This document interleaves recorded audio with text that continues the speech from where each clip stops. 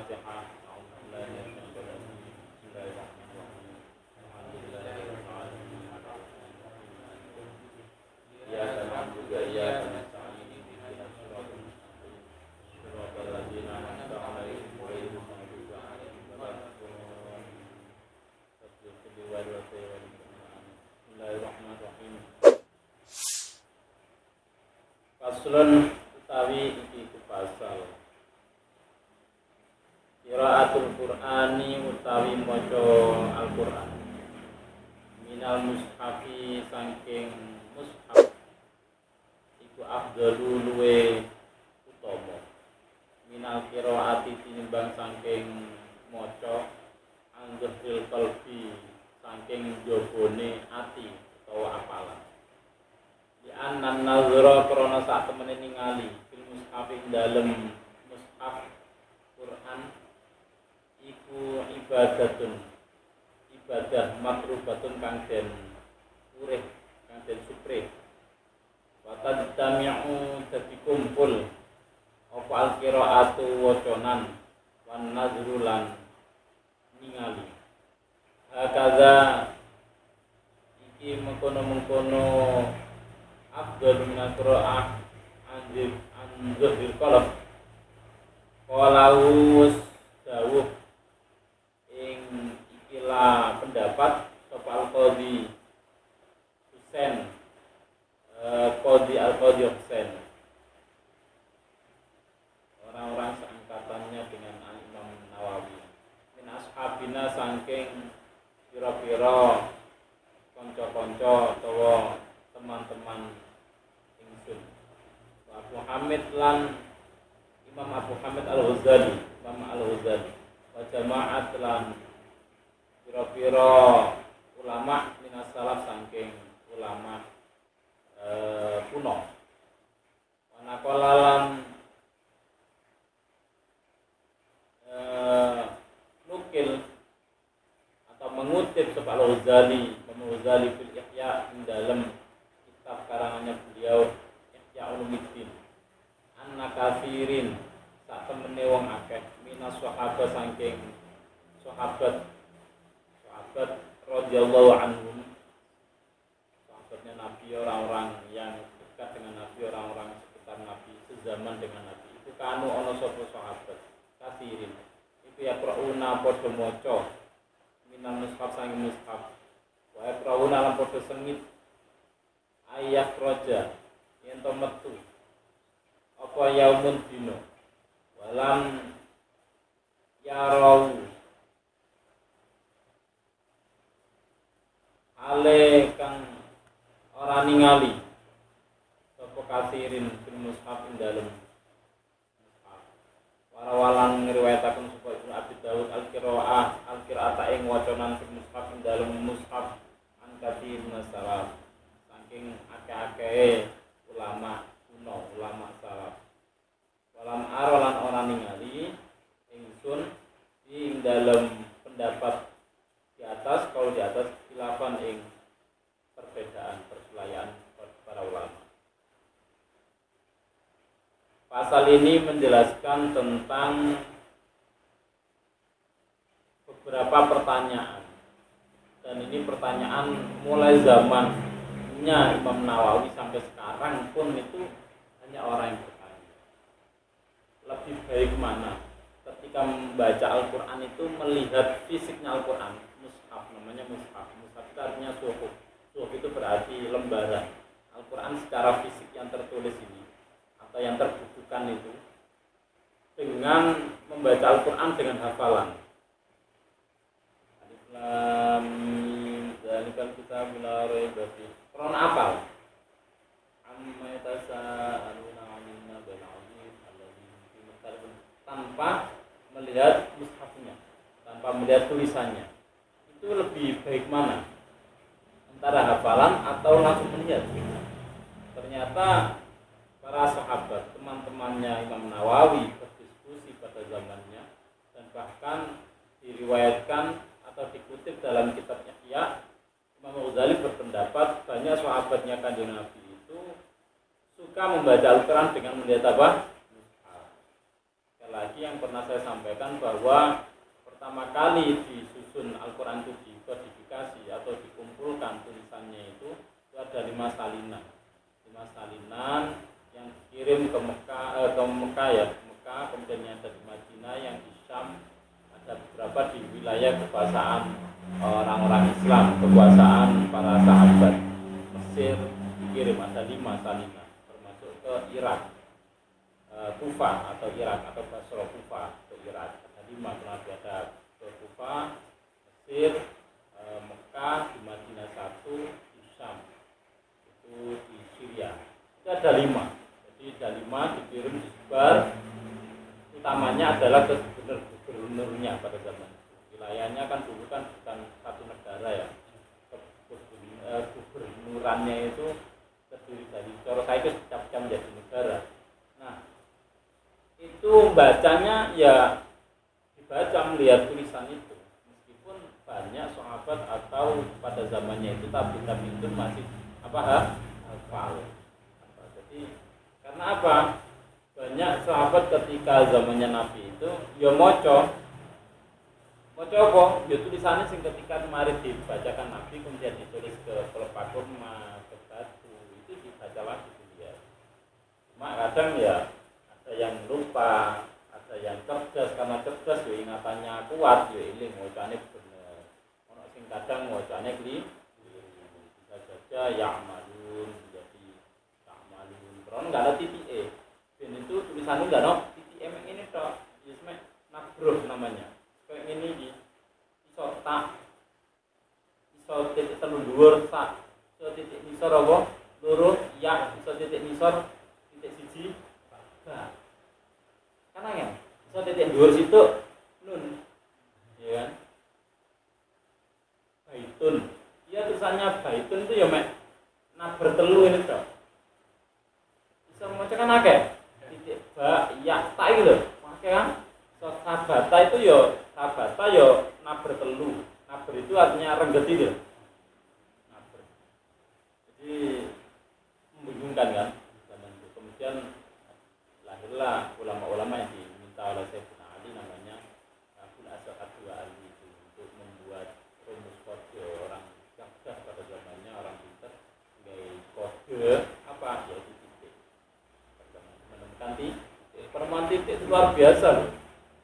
Zaman saiki, zaman mojo gak ada titik E, ada titik E kadang keliru. Ya, apalagi Al-Quran kemudian tidak hanya dibaca oleh orang Arab, tetapi dibaca sampai ke Indonesia ini. Saiki pun ala dewi sing Jawa, ana cara apa lho gak hafal.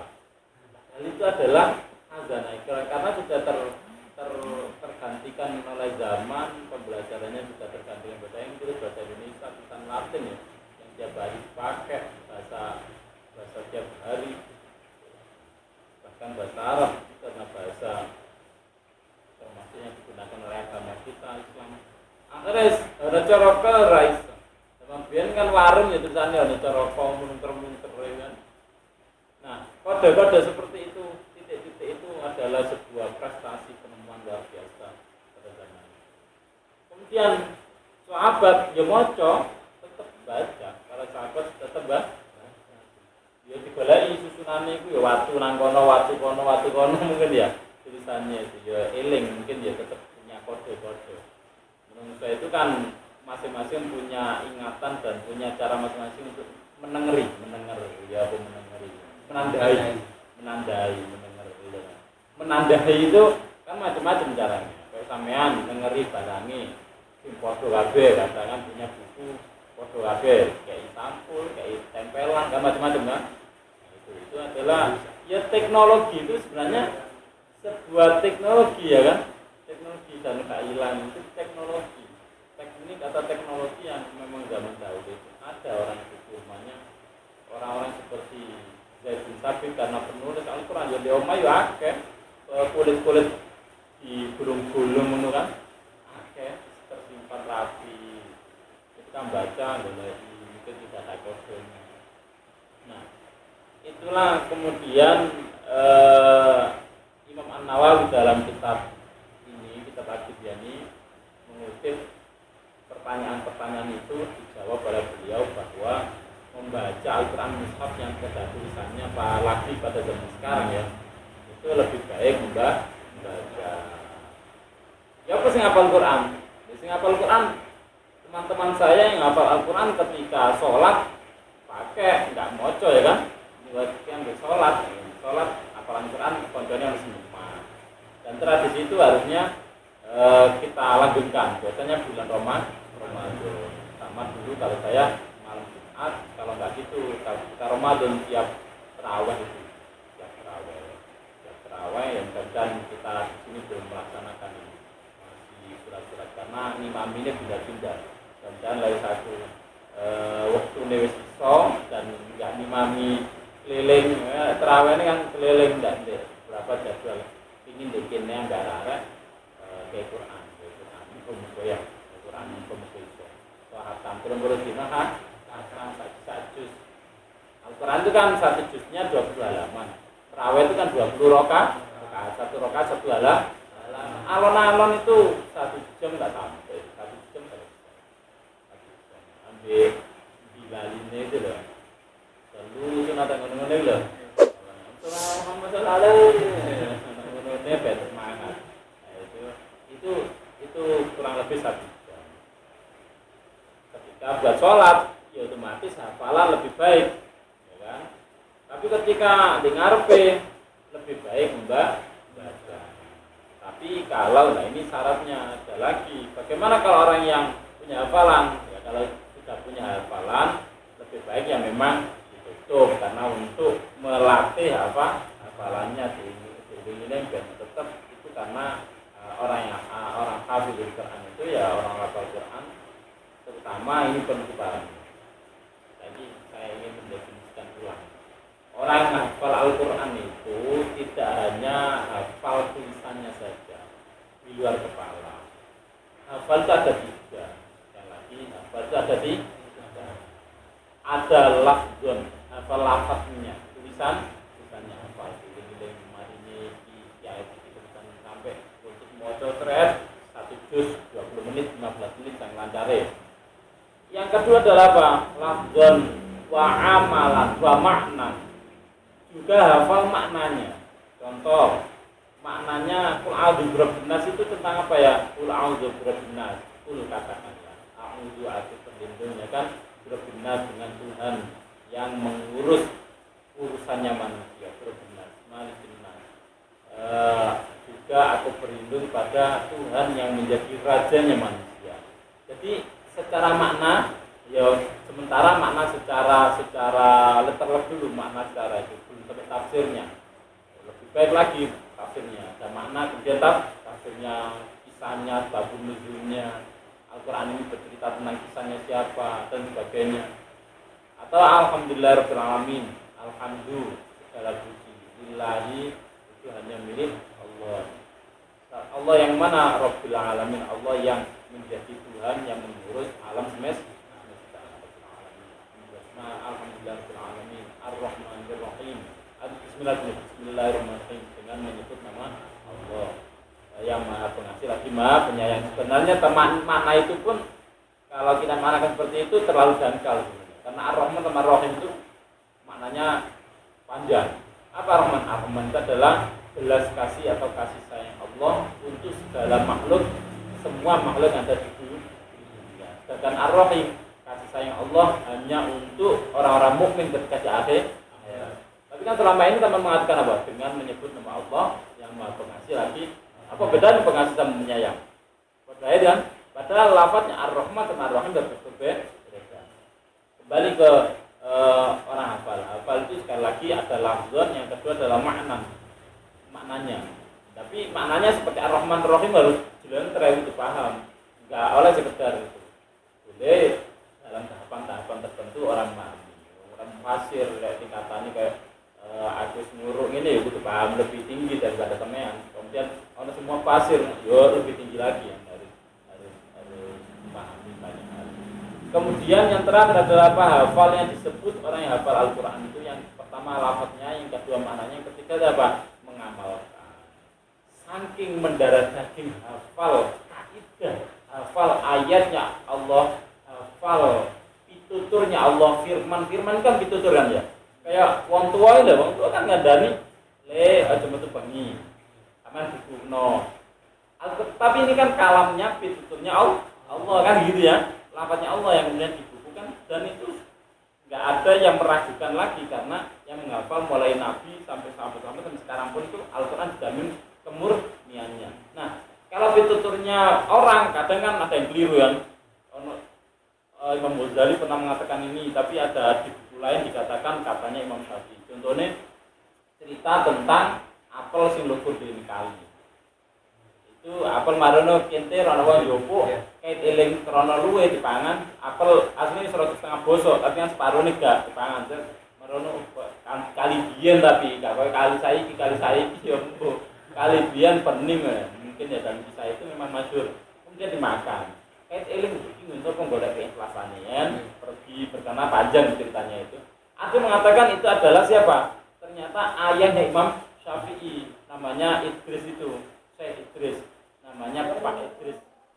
Kisah itu ada yang mengatakan yang melakukan perjalanan kisah itu, ngelakoni sampai golek ridone apel itu, ngarani buah apa ngono iku, kemudian ketemu dengan orang itu ternyata dia anak, baru dia anak itu dari buta dan sebagainya. Cerita kisah itu ada yang mengatakan yang dilakukan oleh Imam Syafi'i.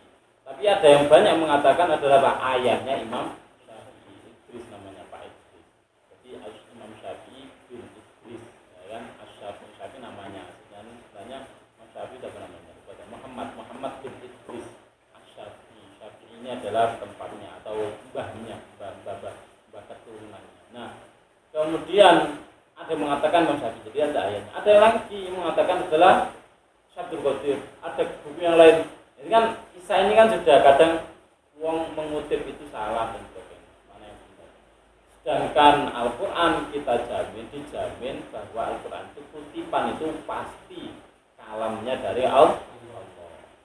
Nah, karena kita membaca kalam itu seperti ini, maka saking mendarah dagingnya apa yang diperintahkan Allah, apa yang dituturkan atau difirmankan Allah, bendina diwaca, kemudian yo hafal lafate, iling-iling sering lek ana wong krungu maca krungu ana sendiri. Saking seringe maca, yang kedua kemudian ngerti maknane, kemudian yang ketiga akhirnya krana ngerti akhir diamal. Nah, inilah tiga hal inilah yang benar-benar harus dialami orang hafid atau hamil, orang hafal Al-Qur'an. Lek mek hafal lafate tok, nah ini bahaya. Gak paham maknane, gak ngamalno isine, ini bahaya. Betapa banyak yang paling ekstrim, kisah yang paling ekstrim yang diwanti-wanti adalah orang hafal Quran tetapi membunuh Sayyidina Ali. Sayyidina Ali itu dibunuh oleh orang yang hafal Quran dan setiap malam sholat tahajud. Namanya Ibnu Jam. Orang-orang Khawarij ini banyak.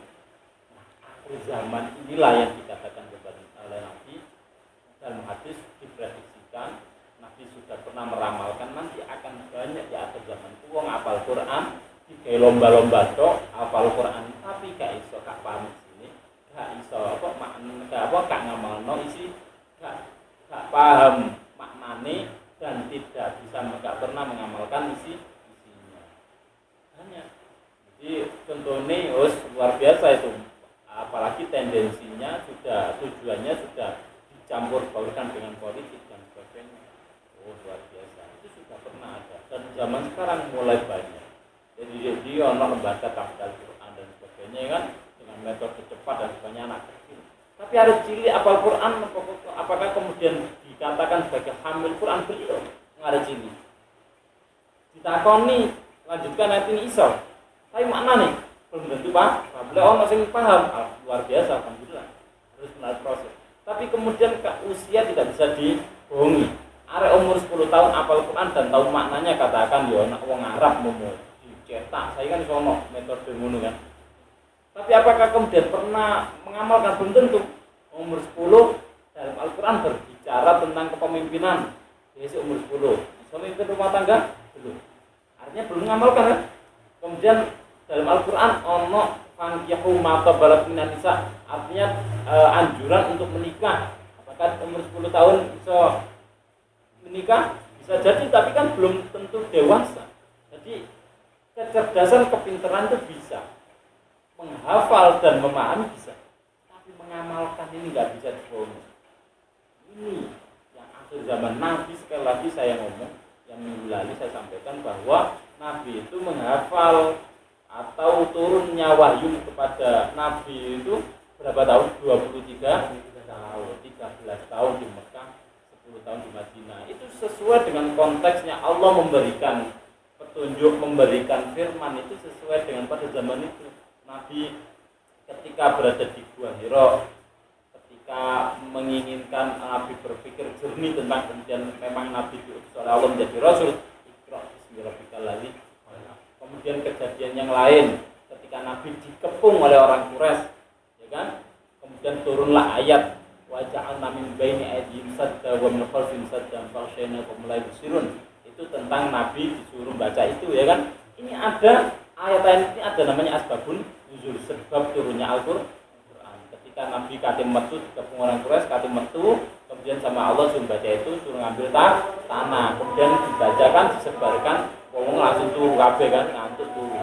Ceritanya kan Nabi lolos dari kepungan orang Quraisy ketika mau hijrah kan itu. Sayyidina Ali disuruh tidur di daerah genteng. Itu ceritanya. Nah, apakah kemudian anak umur 10 tahun kan ono sing terkenal toko Iran itu Toba-Tobai umur 8 tahun atau berapa? Kemudian di Madinah ada namanya, saya di Indonesia itu saya siapa yang biasanya di RCTI barang itu.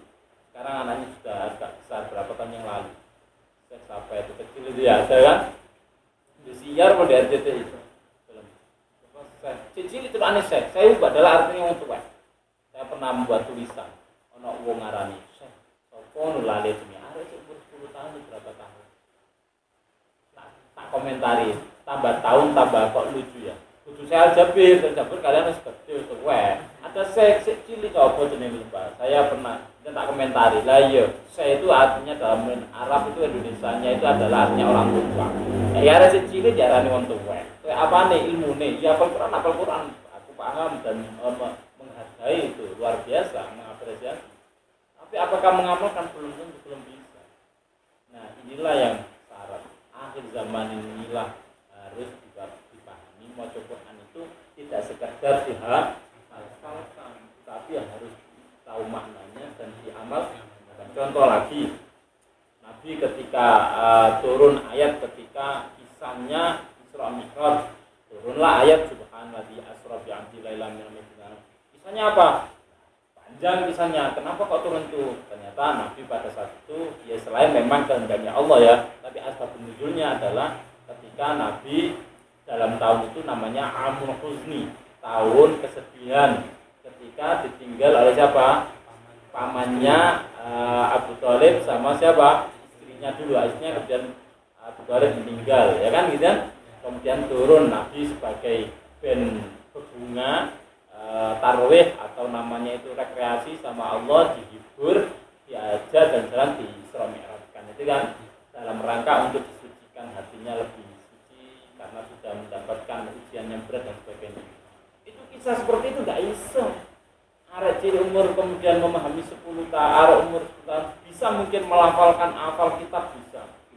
Ulang-ulang kayak itu metode mendengarkan dengan audio dan sebagainya ada kan? Ada. Sekarang seperti itu ada. Tapi kemudian apakah paham betul, kemudian bisa menceritakan, kemudian bisa membawa wibawa dia di hadapan orang lain? Tidak bisa. Terusia juga kan?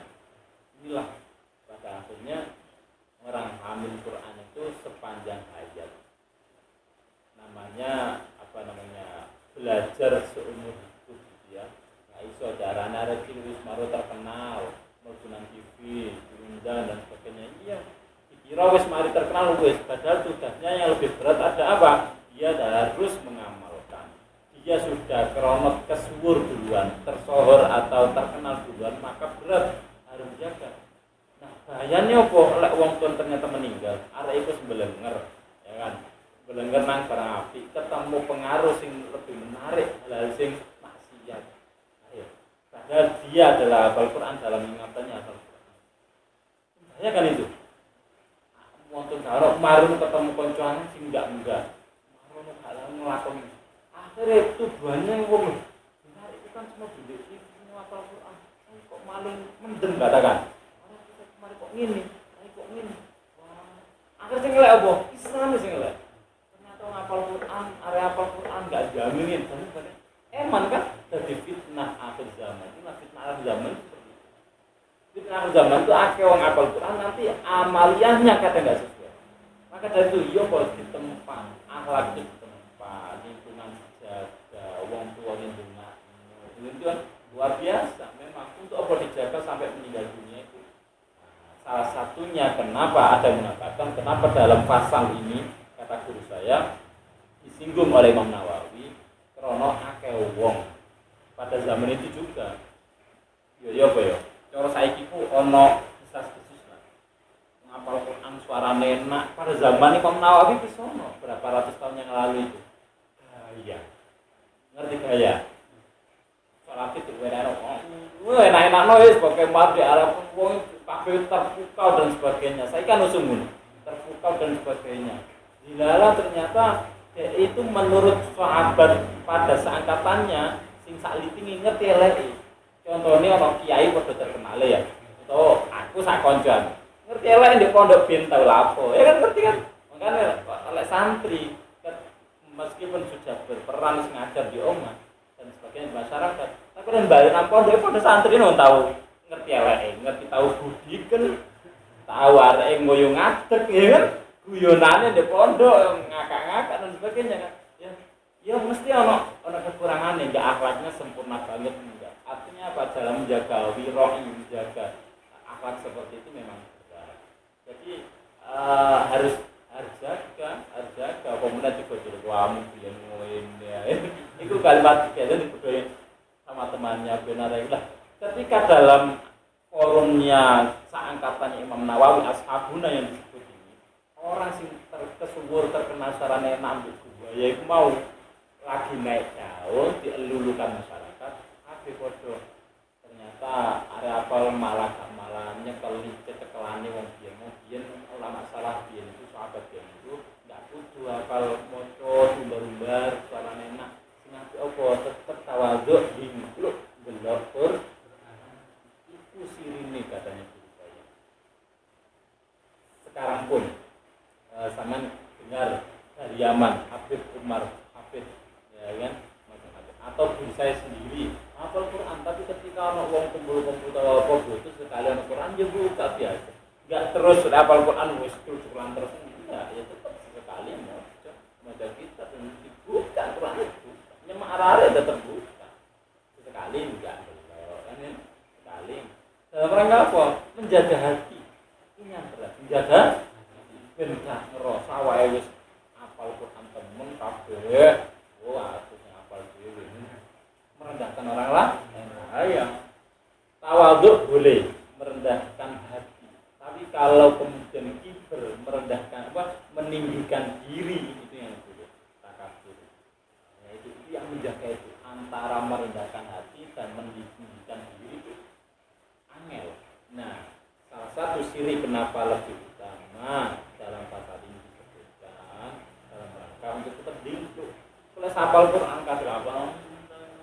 Dangak toh.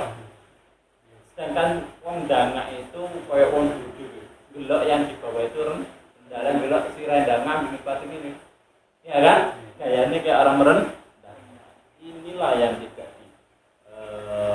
yang tidak diinginkan oleh para imam qurra, para orang-orang yang hafal Quran itu. Meskipun hafal Al-Quran, ya kita mencoba akhlaknya juga sesuai dengan Al-Quran. Tetaplah moco sekali moco, syukur-syukur sama Allah diberikan kekuatan hafalan alhamdulillah. Karena di beberapa ayat bisa hafal ini diiling-iling diterus ambil moco dan diiling-iling barangkali satu dua ayat yang diingat itulah yang kelak akan menolong kita di akhirat. Itu. Nah, terkait bagaimana kalimat Iqra'ul Quran fa innahu ya'ti yaumil qiyamah itu membacanya seperti apa atau ada hadis yang dulu yang pertama-tama itu orang baca Al-Quran itu yang bagaimana di masuk surga kemudian ada ayatnya itulah yang di akhir itu yang nanti akan mengantarkan derajat yang tertinggi di surga itu yang mana membacanya. Ada yang mengatakan membaca mushaf langsung, ada yang mengatakan hafalan. Yang hafalan ya alhamdulillah, hafalan cuma Allah diridhoi alhamdulillah. Tapi betapa banyak katanya surga itu rubba qari'in Quran wal Qur'anu yal'anu. Betapa banyak orang yang membaca Al-Quran atau bahkan menghafal Al-Quran, tapi Al-Quran justru melaknat. Ya kan? Katanya kan menurut masyarakat di hadapan manusia menghafal Quran kan mulia, ya kan? Tapi ada juga kan hatinya orang nggak tahu kan? Nggak tahu. Justru Al-Quran yang tahu. Al-Quran adalah Allah berikan makhluk, bukan makhluk kodimnya Allah ini adalah sesuatu yang kalamnya Allah ini terjaga. Allah lah mengetahui hatinya orang yang menghafal Al-Quran. Justru Al-Quran atau Allah marah melak, ya kan? Maka dari itu sekali lagi kita dalam rangka asal ini memang selalu aku lagi mau tepaan lah sesuatu iki ngiling awak dhewe. Ngiling awak dhewe. Quran itu masih iso maca Quran. Apa gak iso? Maca Quran oleh sombong. Apa meneh gak iso sombong ini bahaya. Artinya maca ae gak iso malah sombong. Sombong guyonane sombong arek selalu saya ingatkan. Wis sampeyan wis belajar. Tapi bukan berarti kemudian arek sing gak belajar di kampung katakan gak punya kesempatan boleh kamu rendahkan, gak boleh. Ya, tetap gak boleh, tetap serawu. Orang itu tetap harus sama. Inna akramakum indallahi atqakum. Orang yang mulia di sisi Allah adalah orang yang bertakwa. Sing wedi nang pengen, bukan orang-orang yang punya ilmu tinggi, bukan, tapi akhlaknya yang baik. Apalagi pasal ini tentang mana yang lebih baik baca Al-Quran ada mushafnya atau hafalan. Katanya para ulama salaf, ulama kuno, kemudian bahkan sahabat yang menangi zamannya Nabi itu banyak yang lebih senang membaca langsung, melihat, dan benci tidak senang. Ini di sini tuh krohu, ya krohu, atau artinya adalah sengit itu benci. Dan untuk kancanan sok, kalau saya bahasanya sok lah, kalau saya sok-sokan moco atau itu mau melaku apa dia boleh, tapi harus disembunyikan lah, jangan terlalu moco. Baik, saya kadang ada di foto sakreto dengan Quran, ya siarnya api, tapi moco Quran enggak apa, tapi lek kalau musim moco awalnya ngetok-ngetokno tambahan ya bukan lagi dalam rangka syiar Islam, tapi anjane niat apa pamer, niat ngetok-ngetokno ben ya itu saya yang tahu hatinya sendiri. Boleh memang syiar Quran itu tapi pada tempat tertentu, jangan sampai salah tempat dan salah niat. Kemudian sekali lagi moco Quran jangan sampai salah tempat, salah niat.